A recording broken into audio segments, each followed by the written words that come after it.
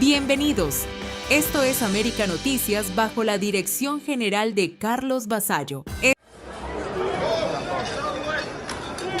La tradicional cena anual de corresponsales de la Casa Blanca terminó envuelta en caos el sábado por la noche cuando se escucharon disparos y el presidente Donald Trump fue rápidamente evacuado por personal del servicio secreto.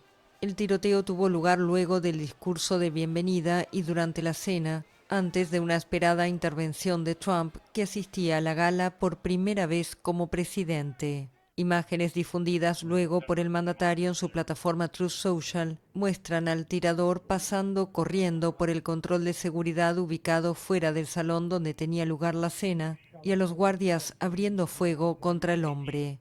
El presidente también difundió una imagen del atacante que fue reducido por los agentes. En una conferencia de prensa convocada de urgencia tras el incidente, Trump dijo que el agresor llevaba múltiples armas y lo calificó de un lobo solitario chiflado.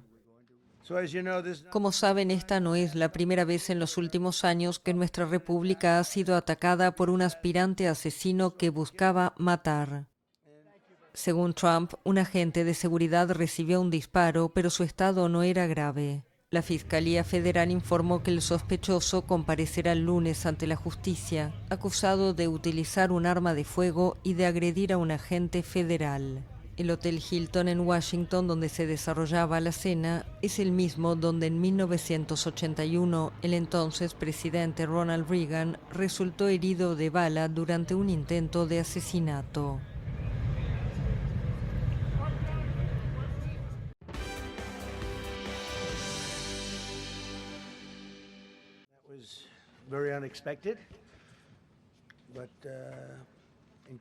Fue algo muy inesperado, pero la reacción del servicio secreto y de las fuerzas del orden fue increíble, y este era un evento dedicado a la libertad de expresión que se suponía debía reunir a miembros de ambos partidos con miembros de la prensa. Y de cierta manera lo hizo porque vi que todos se unieron. Vi una sala completamente unida. Fue, en cierto sentido, algo muy hermoso de ver.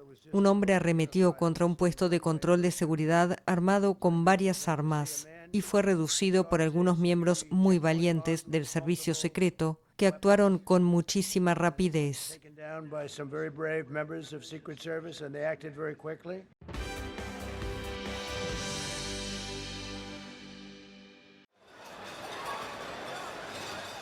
Condena internacional tras el incidente en la gala anual de los corresponsales de la Casa Blanca. Numerosos líderes mostraron su solidaridad con el presidente estadounidense Donald Trump, quien fue evacuado después de que un tirador intentara irrumpir en el evento del sábado. La presidenta de la Unión Europea, así como los líderes de Francia, Italia, Reino Unido, Turquía, India, Canadá, España o Pakistán, fueron algunos de los que se manifestaron en ese sentido. También lo hizo el primer ministro de Israel, Benjamín Netanyahu. Al igual que ustedes, mi esposa y yo nos quedamos consternados al enterarnos del repetido intento de asesinar al presidente Trump y su esposa. Nos sentimos aliviados de que ambos, junto con altos cargos de la administración estadounidense, salieran ilesos. No hay lugar para la violencia, ni contra los líderes políticos, ni contra nadie. En América Latina fueron varios los mandatarios que se expresaron sobre el hecho. El presidente de Brasil, Luis Inácio Lula da Silva, dijo que su país repudia firmemente el ataque y que la violencia política es una afrenta a los valores democráticos que todos debemos proteger. Por su parte, la presidenta de México, Claudia Sheinbaum, se mostró aliviada de que Trump y su esposa se encuentren bien, a la vez que señaló que la violencia no debe ser nunca el camino. En el mismo tono se expresó la mandataria interina de Venezuela, Delcy Rodríguez, quien rechazó el intento de agresión y dijo que la violencia nunca será una opción para quienes defienden las banderas de la paz. Mientras tanto, en Argentina, la oficina del presidente Javier Milei expresó su más enérgico repudio al nuevo intento de asesinato y agradeció que el tirador fuera detenido antes de que pudiera cometer su atentado y asesinar a alguien.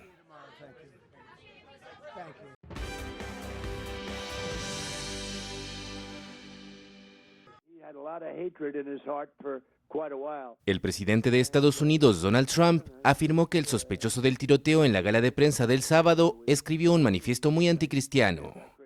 En una entrevista telefónica con el canal Fox News, el mandatario describió al agresor como una persona muy perturbada. Ese hombre está enfermo. Cuando lees su manifiesto ves que odia a los cristianos, eso es algo seguro. Odia a los cristianos, los detesta. Y creo que su hermana o su hermano se quejaban de ello, incluso se quejaron a las autoridades. Así que era un hombre con muchos problemas. El hombre intentó irrumpir a la gala en Washington a la que asistía Trump, quien fue evacuado por agentes del servicio secreto. Según la policía, el agresor portaba 2 armas de fuego y numerosos cuchillos. Hubo un intercambio de disparos en el que un miembro de las fuerzas del orden recibió un tiro, pero fue protegido por su chaleco antibalas. El sospechoso, que no resultó herido, fue identificado por varios medios locales como Cole Thomas Allen, de 31 años, originario de Torrance, California. El lunes comparecerá ante la justicia y será acusado de 2 cargos: uso de un arma de fuego durante un delito violento y agresión a un agente federal con un arma peligrosa. El fiscal general de Estados Unidos dijo que el sospechoso, que se cree que viajó a Washington en tren desde Los Ángeles pasando por Chicago, no está cooperando activamente con la investigación.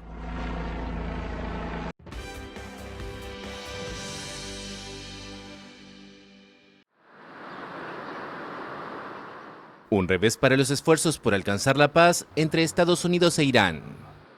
Los enviados de Washington, Steve Witkoff y Jared Kushner, debían viajar a Pakistán el sábado para negociar con representantes de la delegación iraní a petición de Teherán, según la Casa Blanca.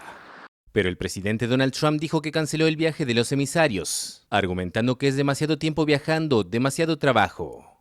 De todas formas, el mandatario dejó la puerta abierta a futuras negociaciones, al enfatizar que si los iraníes quieren hablar, todo lo que tienen que hacer es llamar. Por su parte, el canciller iraní Abbas Araghchi concluyó el sábado una visita a Pakistán, donde se reunió con el jefe del ejército y con el primer ministro.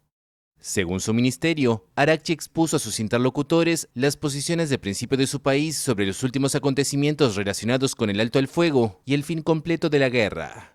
Después de dejar Islamabad, el jefe diplomático iraní señaló que no sabe si Estados Unidos es realmente serio en materia diplomática. La tensión escala y ahora también salpica a Europa. Desde el Pentágono, el secretario de Defensa Pete Hegseth lanzó una advertencia directa. Han vivido décadas bajo la protección de Estados Unidos, y eso se acabó.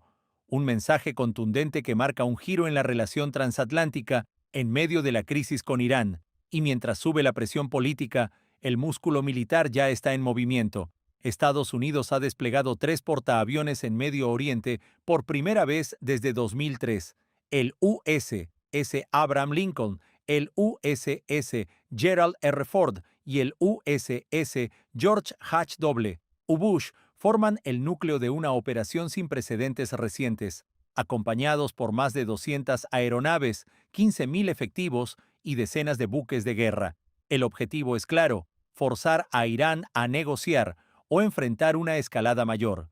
Desde abril, Washington mantiene un bloqueo naval sobre los puertos iraníes y los resultados ya se sienten. Más de 30 embarcaciones han sido obligadas a regresar, mientras el control del estrecho de Hormuz, por donde pasa cerca del 20% del petróleo mundial, se convierte en el punto más caliente del planeta. El presidente Donald Trump no parece tener prisa. Según su entorno, está dispuesto a aumentar la presión hasta lograr concesiones en el programa nuclear iraní y garantizar el control total de la ruta energética. Pero el riesgo crece. Fuentes militares aseguran que ya existen planes para atacar activos iraníes en caso de que colapse el alto el fuego, lanchas rápidas, buques minadores, objetivos clave que podrían convertir esta tensión en un enfrentamiento directo. Mientras tanto, el conflicto se amplía. Israel vuelve a bombardear Líbano. Hezbollah advierte que la tregua no tiene sentido. E Irán mueve fichas diplomáticas intentando evitar el choque total. Europa bajo presión. 3 portaaviones en posición y un estrecho que puede paralizar al mundo. La pregunta ya no es si habrá escalada, sino cuándo se cruzará la línea que nadie quiere cruzar. Seguiremos de cerca el desarrollo de este conflicto. Soy Camilo Lavastilla para América Noticias.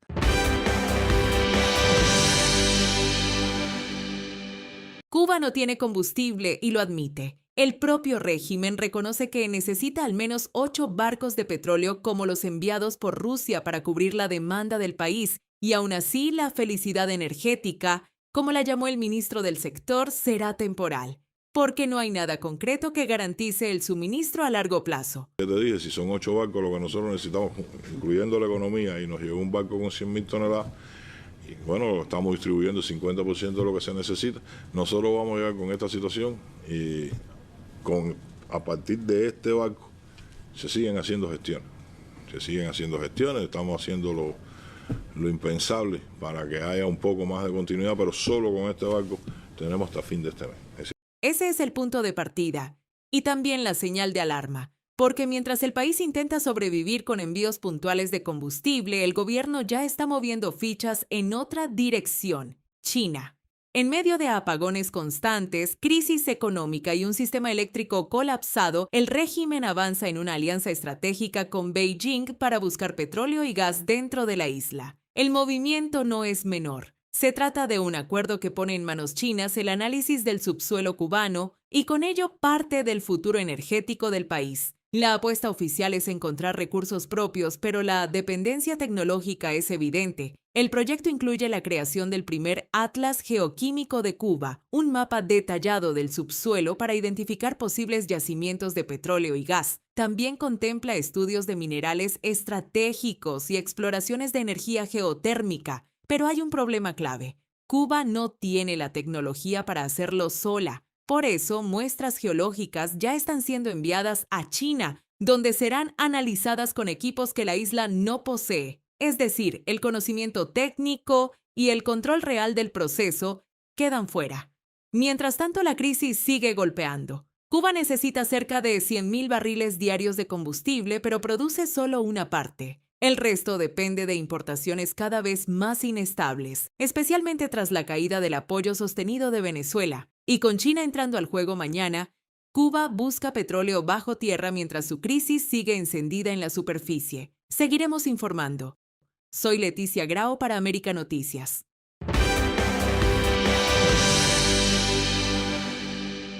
Escándalo en Estados Unidos. Un soldado apostó con información secreta sobre Maduro y ganó $400,000 en el centro de la operación militar, y al mismo tiempo apostando con información clasificada.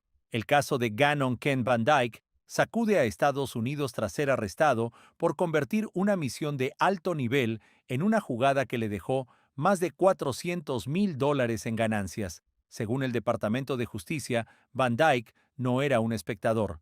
Era parte directa del operativo que terminó con la captura de Nicolás Maduro en enero de 2026.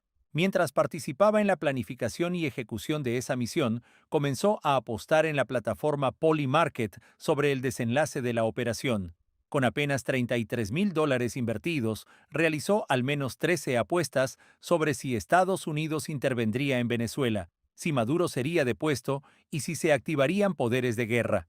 No estaba especulando. Tenía acceso a información que el resto del mundo no conocía.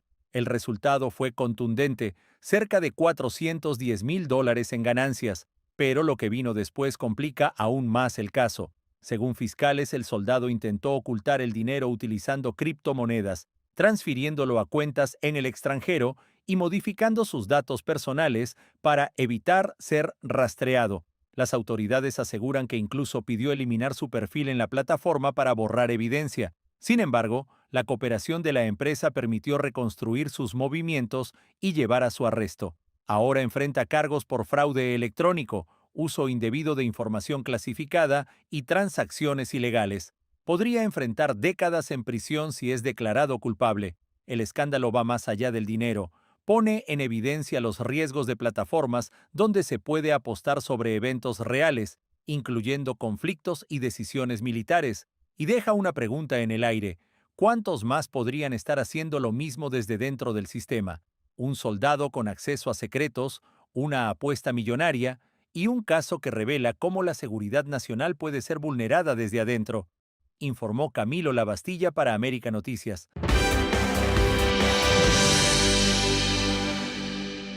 Un cubano con amplio historial criminal, deportado y de vuelta en las calles del sur de Florida. Así cayó Jan Brandy Pereira Núñez, de 41 años, tras una persecución de alto riesgo que mantuvo en alerta a múltiples agencias y a toda una comunidad en Hialeah.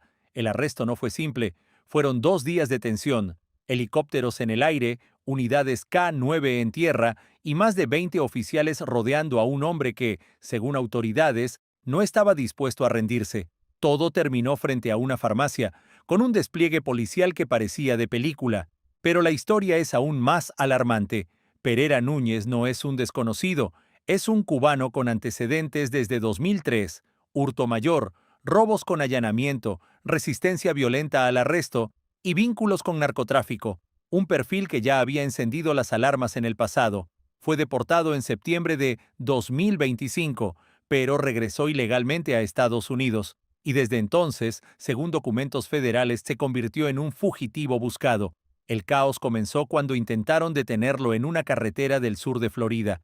El cubano huyó, abandonó su vehículo y logró escapar a pie en una primera instancia, desatando un operativo masivo con cierres de calles y vigilancia aérea, pero no por mucho tiempo. Días después fue localizado nuevamente, esta vez en Hialeah. Intentó huir otra vez, sin embargo, fue rodeado, resistió, luchó y tuvo que ser neutralizado con una pistola Taser antes de ser finalmente esposado. Testigos aseguran que el cubano terminó aturdido, con signos de haber sido sometido por la fuerza tras minutos de tensión máxima. Ahora enfrenta una larga lista de cargos: fuga agravada, agresión, lesiones, resistencia con violencia y hurto mayor. Un cubano deportado, de vuelta ilegalmente y otra vez en el centro del delito. Un caso que reabre el debate sobre criminalidad, control migratorio y quién está realmente entrando y regresando a Estados Unidos, informó Camilo Lavastilla para América Noticias.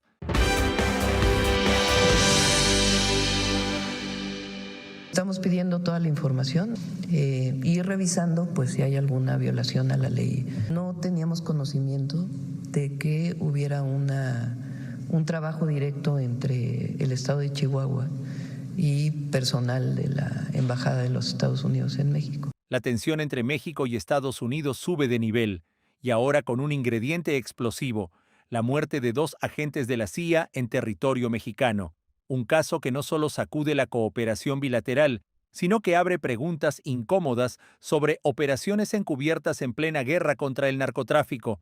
Los agentes identificados como Richard Later Johnston y John Dudley Black murieron tras un accidente en el norte de México, junto a oficiales locales, luego de participar, según autoridades estatales, en un operativo contra narcolaboratorios en la Sierra Tarahumara. Pero lo que parecía un accidente se convierte en crisis política. La presidenta Claudia Sheinbaum asegura que no tenía conocimiento de la presencia de estos agentes y exige explicaciones urgentes. En México, la ley obliga a que cualquier agente extranjero notifique y obtenga permiso para operar. ¿Se violó la soberanía del país? Desde Washington, el silencio aumenta la presión. Reportes indican que la CIA ha intensificado su presencia en México bajo la estrategia del presidente Donald Trump para combatir el narcotráfico, incluso con operaciones más agresivas sobre el terreno. Mientras tanto, en el Congreso mexicano crecen las alarmas. Legisladores denuncian opacidad total sobre cuántos agentes extranjeros están activos en el país y qué están haciendo realmente. 2 agentes muertos, un operativo bajo la sombra y una pregunta que incomoda a ambos gobiernos: ¿hasta dónde está llegando Estados Unidos dentro de México sin que nadie lo diga abiertamente? Seguiremos informando. Soy Camilo Lavastilla para América Noticias.